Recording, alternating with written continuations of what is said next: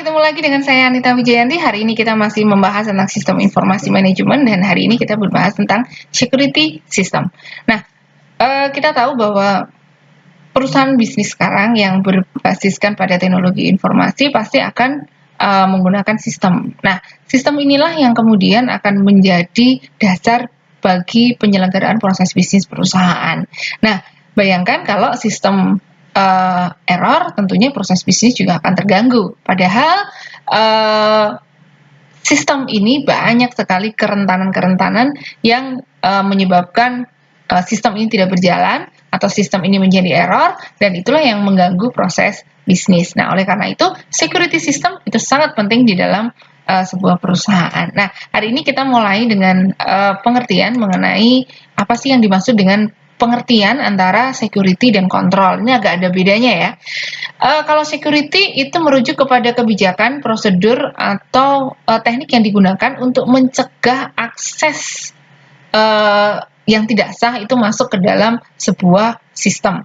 Sedangkan pengendalian itu terdiri dari metode, kebijakan, prosedur untuk menjamin keselamatan daripada aset-aset organisasi, ketepatan, keandalan, catatan akuntansinya, rekeningnya, kemudian juga kesesuaian dengan standar manajemen SOP yang berlaku. Nah, di sini kita akan melihat bahwa pengamanan dan pengendalian ini oleh perusahaan digital itu memang harus dilaksanakan bersama-sama, gitu kan? Nggak bisa terpisah-pisah juga nggak bisa. Nah, ini kita melakukan untuk perusahaan ini harus kita lakukan bersama-sama antara pengamanan, security maupun kontrol.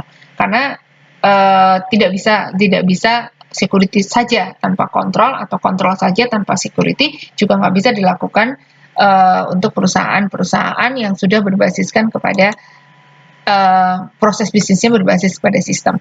Nah, mengapa sistem itu rentan? Ada beberapa hal. Dari aksesibilitas jaringannya adalah masalah hardware-nya, ada juga masalah software, dan juga mungkin bencana yang dialami oleh jaringan komputer atau semuanya di luar kendali daripada perusahaan.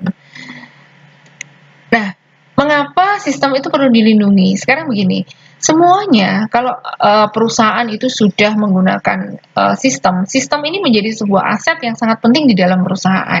Nah, aset yang paling penting di dalam perusahaan ini kalau sampai itu diakses oleh orang-orang yang tidak berguna, tidak perlu atau tidak penting atau tidak sah untuk melakukan menggunakan sistem itu, nah itu tentunya akan berbahaya. Kerugian perusahaan, customer, supplier itu pasti sangat besar nanti kalau sistem itu sampai kemudian sistem itu mengalami berbagai macam masalah.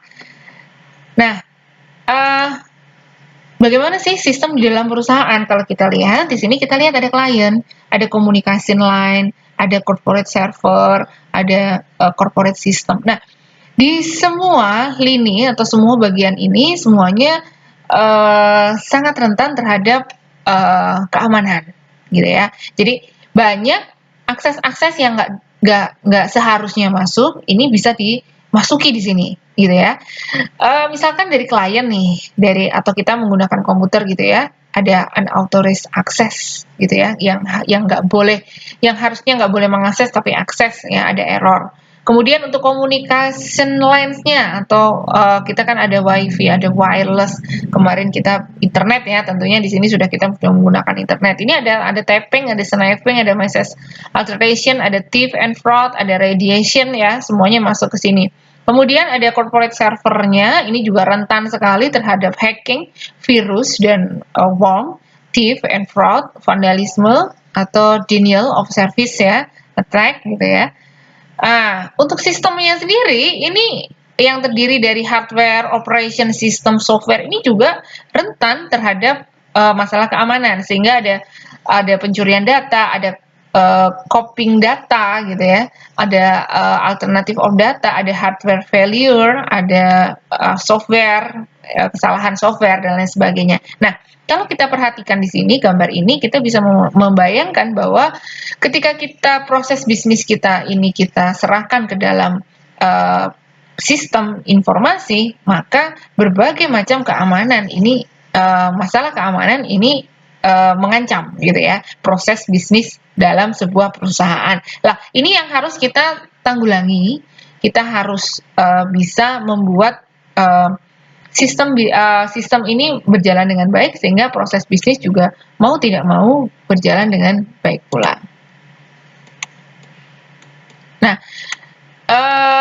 mengapa sistem perlu dilindungi? Tadi sudah kita bahas sedikit ya, bahwa karena memang data ini data di dalam perusahaan itu sangat-sangat penting. Nah, ini ada beberapa kerangka pengamanan nih ya. Jadi yang pertama adalah risiko. Kita akan lihat dalam sebuah sistem proses bisnis perusahaan itu mana yang paling berisiko yang mana.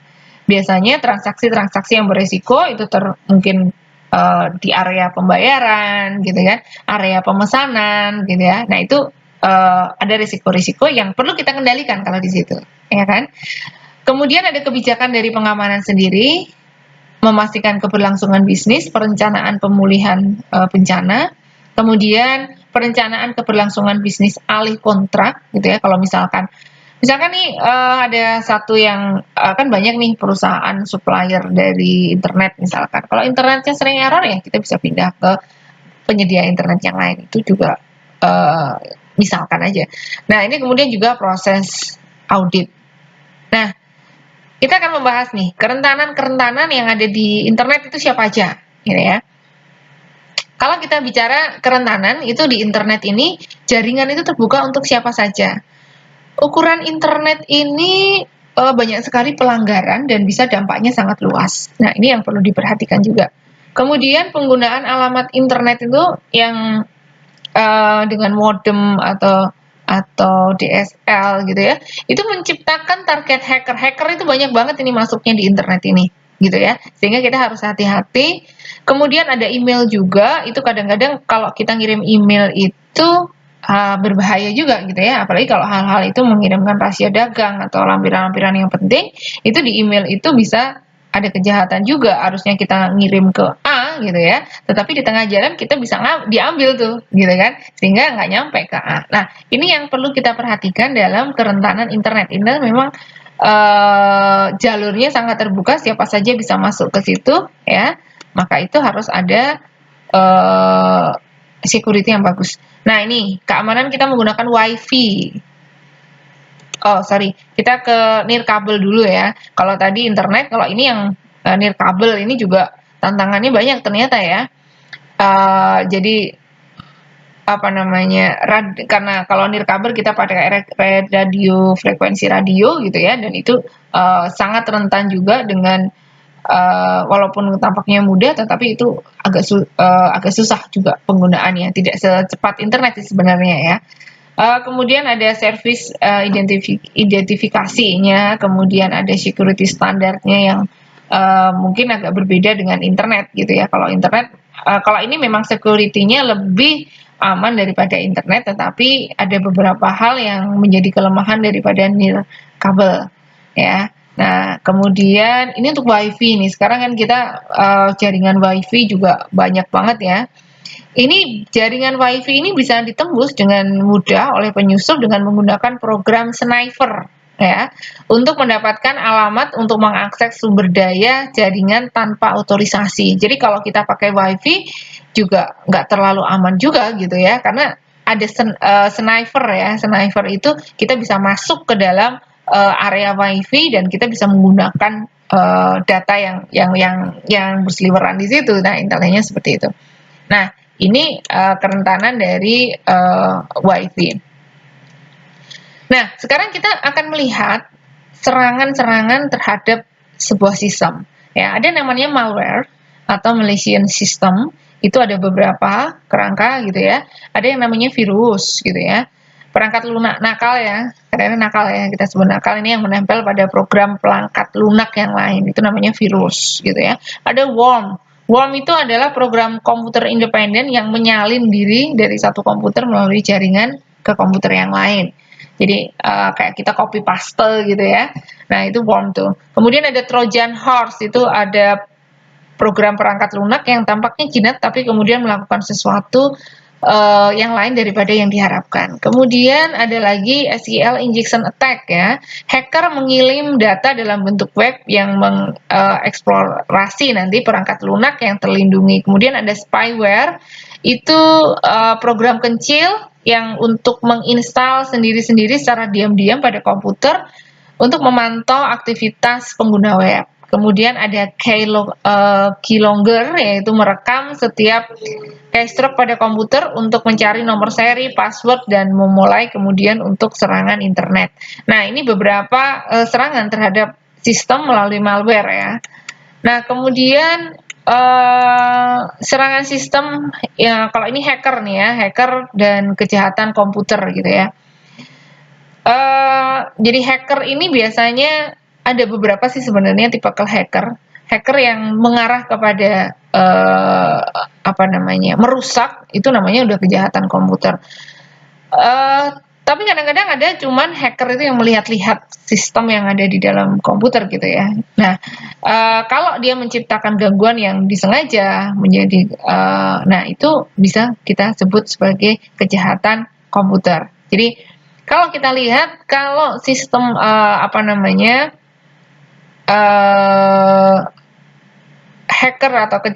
hacker itu sudah masuk, kemudian sudah membuat kerusakan, misalkan saya beberapa contoh di sini ya, kerusakannya itu sudah merupakan crack apa namanya, kejahatan dari komputer gitu ya.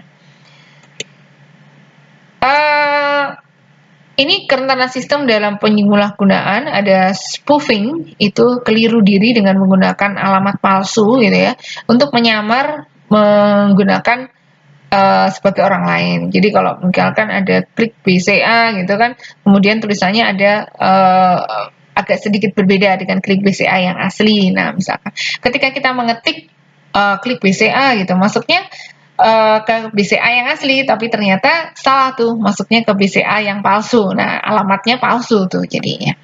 Kemudian ada sniper. Sniper ini apa ya? Dia itu cuman nguping gitu ya. Oh, nguping. Jadi mencuri dengar apa namanya, melalui transformasi rahasia-rahasia perusahaan. Itu bisa nih, namanya sniffer gitu ya. Jadi dia cuma nguping, nggak melakukan kejahatan apapun, nggak melakukan kegiatan apapun untuk merusak, tetapi dia mencuri dengar. Nah, mencuri dengar inilah yang kemudian ini juga dikategorikan sebagai kejahatan. Jadi hacker itu kalau sudah merusak, pasti itu akan menjadi sebuah kejahatan komputer. Ada denial of service attack. Ini apa ya? Banyak server-server palsu gitu ya. Nah, ini yang digunakan untuk adanya kecelakaan dalam jaringan. Kemudian ada juga distribute denial of service attack, ya. Itu penggunaan banyak komputer untuk meluncurkan serangan, ya. Misalkan jaringan zombie PC yang disusupi oleh malware bot di seluruh dunia. Nah, komputer sekarang setelah disusupi menjadi PC zombie untuk ribuan botnetnya. Nah, ini salah satu contoh saja. Kemudian masih ada kejahatan komputer. Itu kalau kejahatan komputer ini sudah merupakan pelanggaran daripada hukum pidana ya. Jadi kalau di Indonesia sendiri sudah ada Undang-Undang ITE yang akan menjerat tentang kejahatan komputer ya, yang melibatkan intinya di situ adalah mereka melibatkan teknologi informasi untuk melakukan tindakan pidana. Nah, sekarang kejahatan komputer ini untuk di Indonesia sendiri sudah ada Undang-Undang ITE yang apa namanya, yang menaungi ya kejahatan ini. Kemudian pelanggaran kerahasiaan data dan lain sebagainya, mengakses komputer tanpa izin dan lain sebagainya, itu juga salah satu bentuk daripada kejahatan kerentanan daripada sebuah sistem.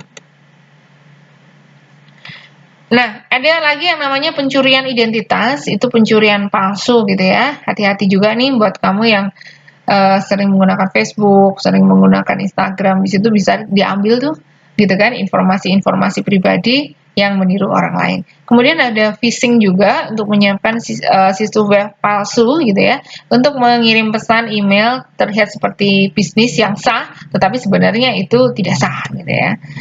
Kemudian ada farming, itu pengalihan penggunaan ke halaman web palsu. Kemudian ada klik penipuan, itu terjadi ketika individu atau program komputer curang mengklik iklan online tanpa niat untuk belajar dulu, tetapi lebih banyak tentang pengiklan atau melakukan pembelian. Jadi pembelian, kita bisa melakukan pembelian secara otomatis dan lain sebagainya. Nah ini kita perlu hati-hati di situ ya.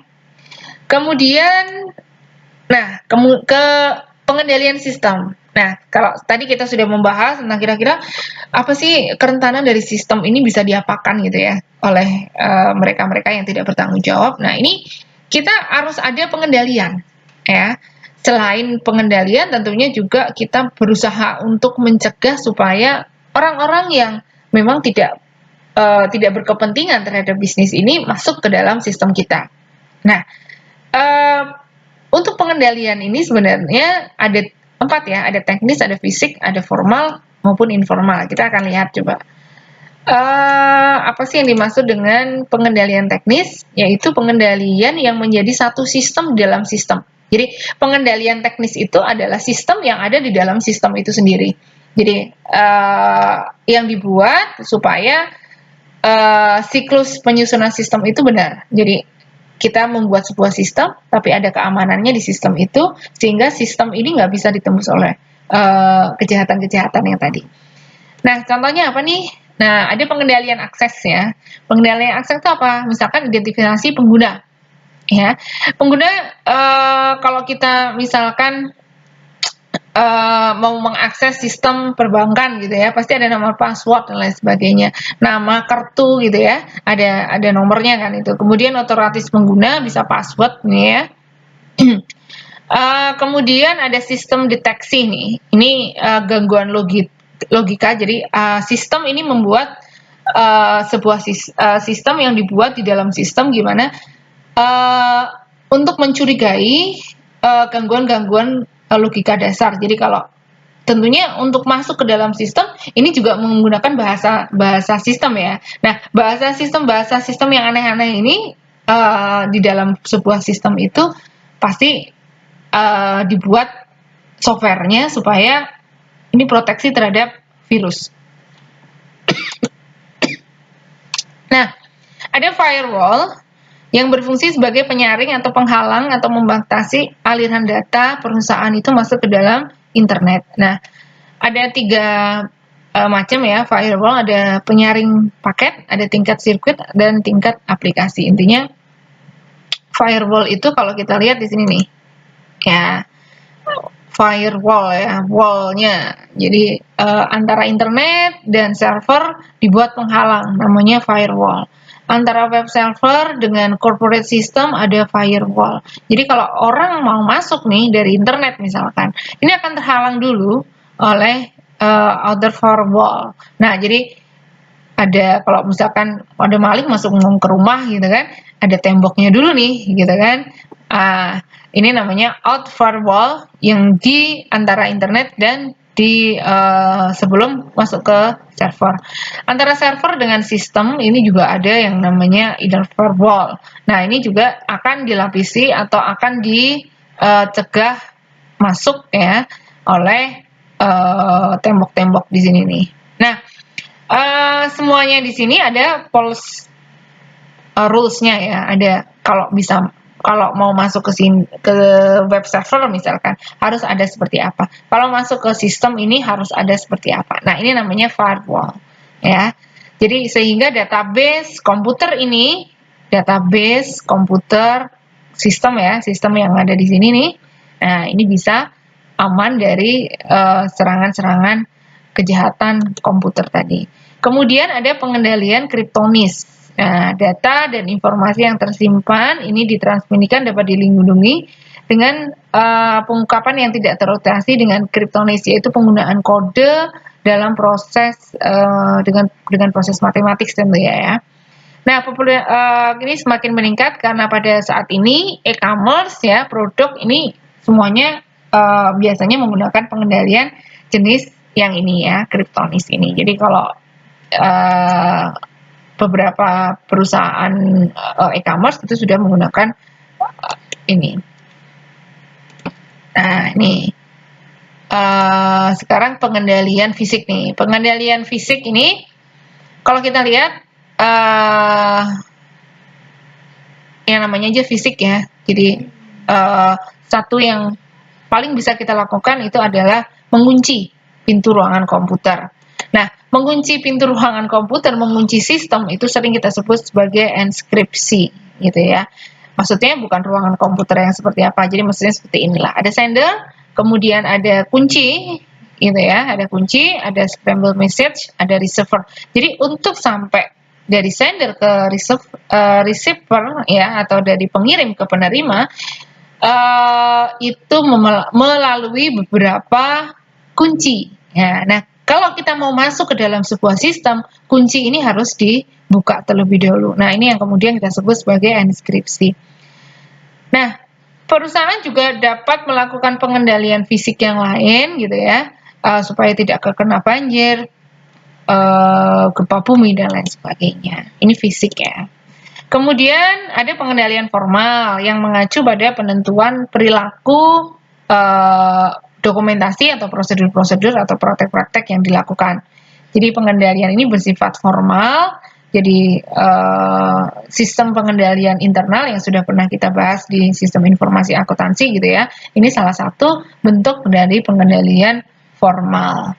Kemudian ada pengendalian informal. Pengendalian informal ini mencakup pelatihan-pelatihan edukasi yang membuat para karyawan, pegawai atau pengguna dari sistem itu merasa aware bahwa memang keamanan itu menjadi hal yang paling penting. Jadi misalkan kalau Anda mau mengakses pakai kartu ATM gitu, bisa dirubah-rubah passwordnya gitu kan. Jadi memang ini adalah bentuk sebuah edukasi supaya pengguna sistem aware, sadar gitu ya bahwa keamanan dari sebuah sistem itu menjadi sesuatu yang penting.